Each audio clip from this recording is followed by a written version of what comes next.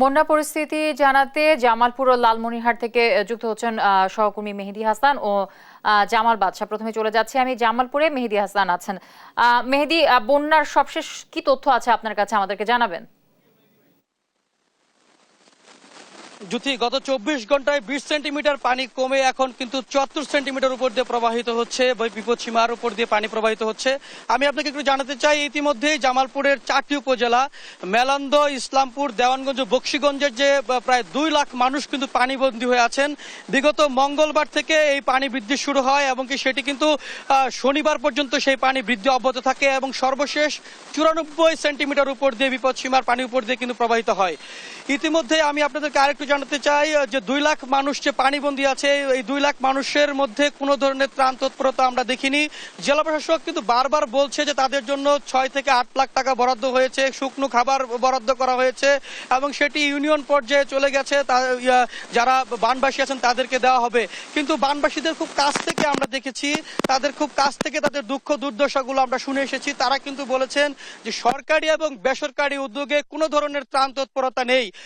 এই নিয়ে কিন্তু খুবই চরম দুর্যোগ এবং বিপাকের মধ্যে পড়েছেন এই এলাকার মানুষজন।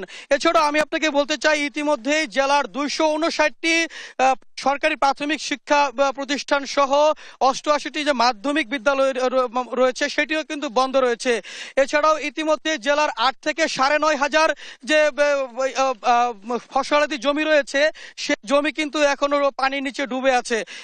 এখন কিন্তু পাটের মৌসুম, পাট কিন্তু সমস্ত কিন্তু পানির নিচে তলিয়ে আছে, যার কারণে জেলা কৃষি বিভাগ বলছেন যে আর 2 থেকে 3 দিন যদি এই পানি অব্যাহত থাকে, যদি দ্রুত না কমে, তাহলে কিন্তু পাটের ফসল কিন্তু কৃষকরা ঘরে তুলতে পারবে না।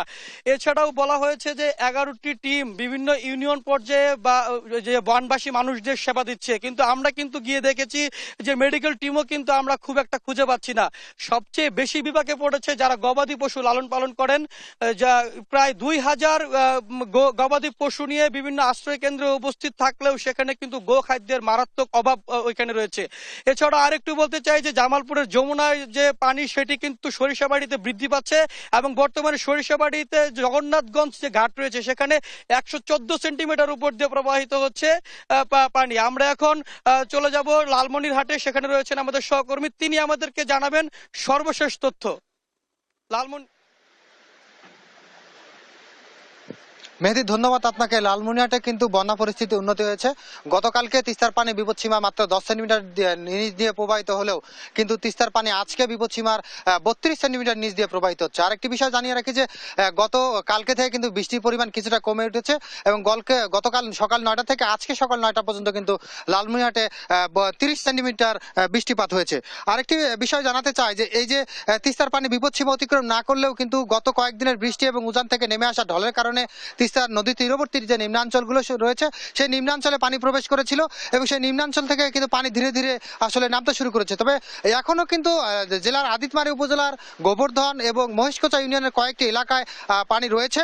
আর তাছাড়া কিন্তু নদীতে তীব্র স্রোত থাকার কারণে এবং পানি দ্রুত কমে যাওয়ার ফলে কিন্তু নদীর তীরে কয়েকটি পয়েন্টে ভাঙন দেখা দিয়েছে। যদি নদী ভাঙনের বিষয়টি বলি তাহলে কিন্তু লালমনিরহাট সদর উপজেলার কালমাটি এলাকায় 2টি পয়েন্টে এবং আদিতমারি উপজেলার গরিবুল্লাহ পাড়া সহ হাতিবান্ধা উপজেলায় কয়েকটি পয়েন্টে ভাঙন দেখা দিয়েছে।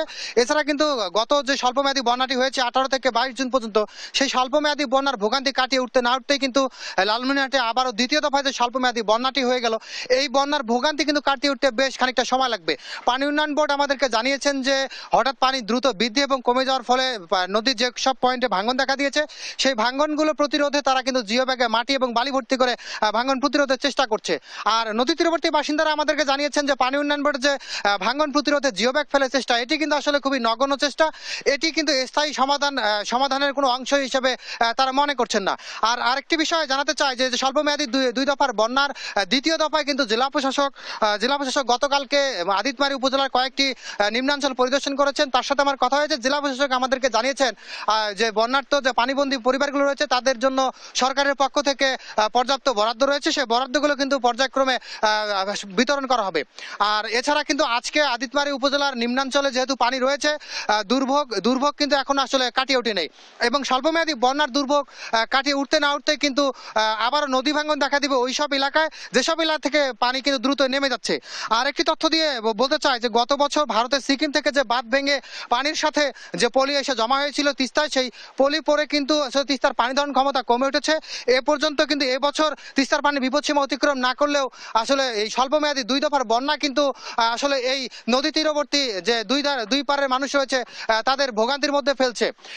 আসলে আগামীতে যদি ভারী বৃষ্টিপাত যদি না হয় এবং উজানে যদি ঢল না হয়, সেক্ষেত্রে কিন্তু তিস্তার পানি আরো কমতে পারে। এই ছিল লালমনিরহাট থেকে বন্যা, উন্নতি এবং নদী ভাঙ্গনের সর্বশেষ খবর। জ্যোতি।